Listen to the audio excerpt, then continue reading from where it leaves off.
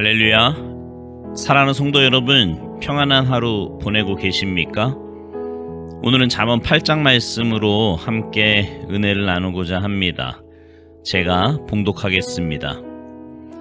지혜가 부르지 아니하느냐, 명철이 소리를 높이지 아니하느냐. 그가 길가의 높은 곳과 내거리에 서며 성문 곁과 문 어기와 여러 출입하는 문에서 불러 이르되, 사람들아, 내가 너희를 부르며 내가 인자들에게 소리를 높이노라. 어리석은 자들아, 너희는 명철할지니라. 미련한 자들아, 너희는 마음이 밝을지니라.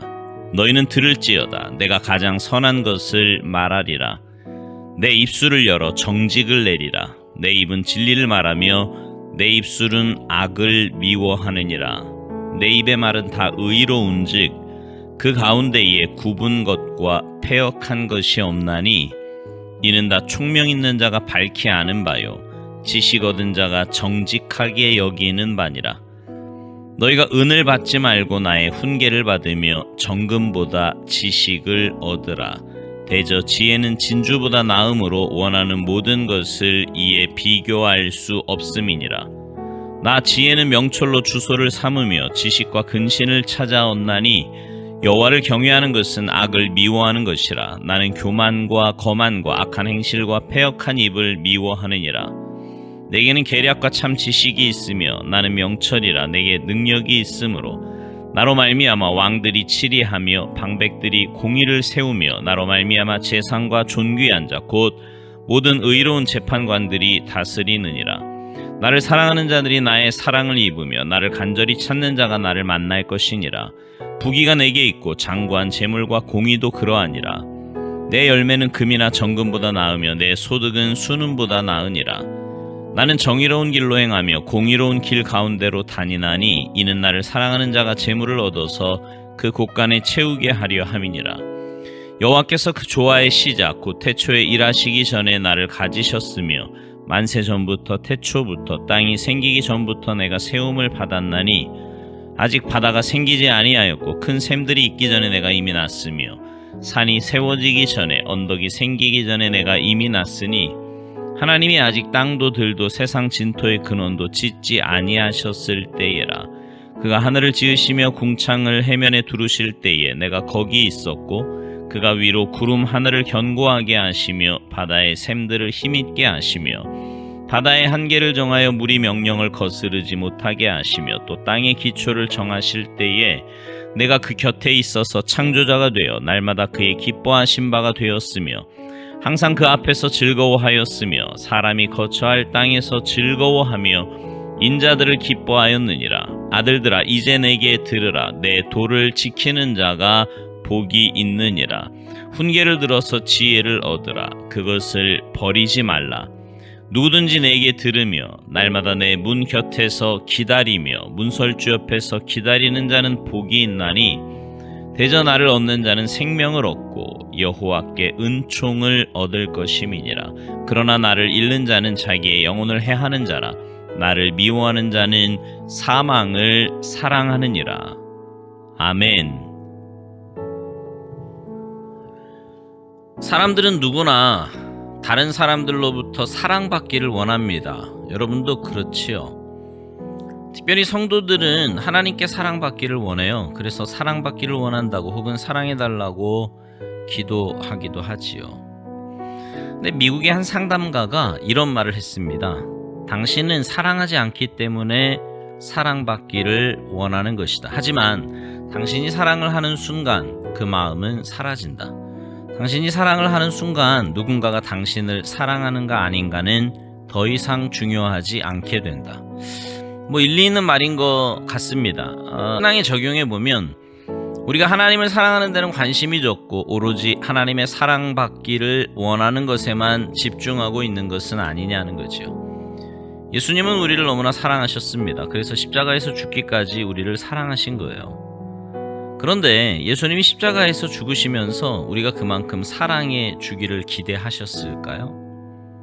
여러분, 예수님이 하신 말씀 중에 원수까지 사랑하라고 하셨잖아요.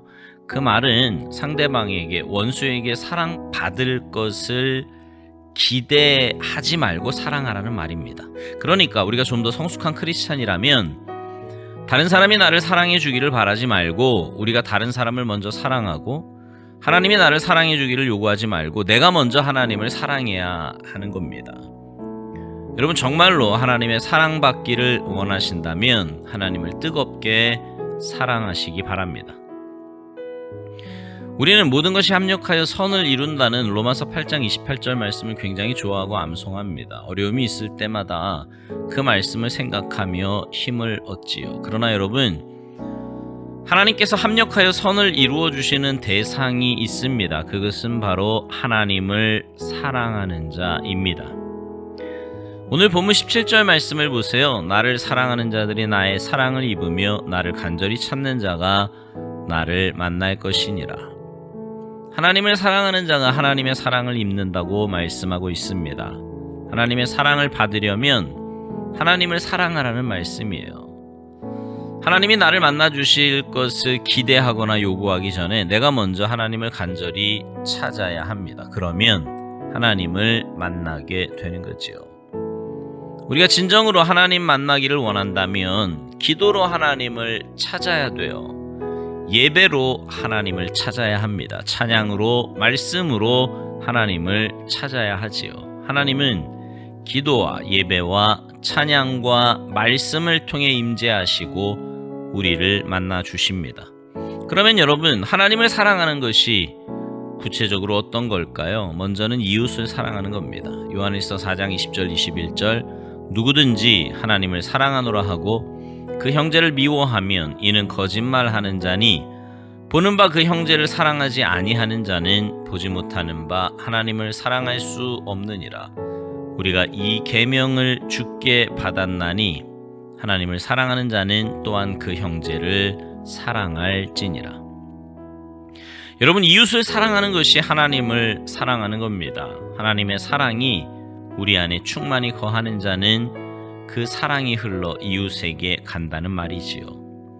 또한 하나님을 사랑하는 것은 하나님의 말씀에 순종하는 겁니다. 요한일서 5장 3절 말씀, 하나님을 사랑하는 것은 이것이니 우리가 그의 계명들을 지키는 것이라. 그의 계명들은 무거운 것이 아니로다.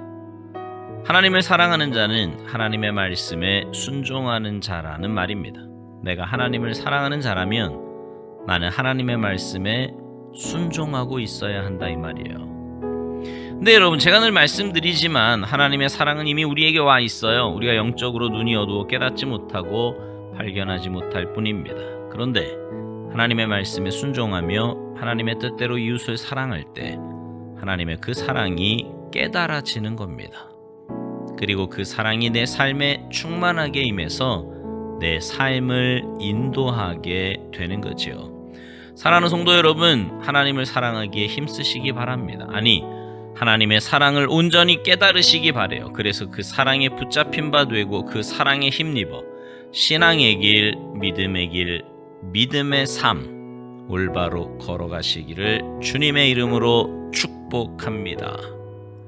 아멘.